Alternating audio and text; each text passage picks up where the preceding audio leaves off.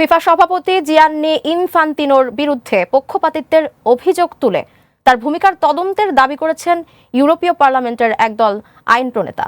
আন্তর্জাতিক সংবাদ মাধ্যম এপি জানিয়েছে, ফিফার সিদ্ধান্ত গ্রহণ প্রক্রিয়ার স্বচ্ছতা নিয়ে প্রশ্ন তুলে তারা ইউরোপীয় ইউনিয়নের ২৭টি সদস্য দেশের ফুটবল অ্যাসোসিয়েশনগুলোর কাছে আনুষ্ঠানিক পদক্ষেপ নেয়ার আহ্বান জানিয়েছেন। মঙ্গলবার পাঠানো ওই চিঠিতে এখন পর্যন্ত ৩৫ জন ইউরোপীয় আইন প্রণেতা স্বাক্ষর করেছেন। তাদের দাবি, বিশ্বকাপ ফুটবলের বিশ্বাসযোগ্যতা ও নিরপেক্ষতা ধরে রাখতে বিতর্কিত সিদ্ধান্তগুলোর স্বাধীন তদন্ত জরুরি। বিশেষ করে বোলোগান ইস্যুতে ফিফা কিভাবে সিদ্ধান্ত নিয়েছে তা নিরপেক্ষভাবে খতিয়ে দেখার আহ্বান জানানো হয়েছে।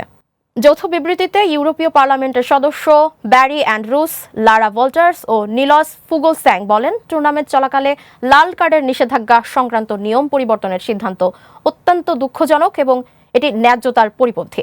তাদের অভিযোগ, রাজনৈতিক চাপের কাছে নতি স্বীকার করে ফিফা এমন সিদ্ধান্ত নিয়েছে যা ফুটবলের নিরপেক্ষতা ও বিশ্বাসযোগ্যতা প্রশ্নের মুখে ফেলেছে।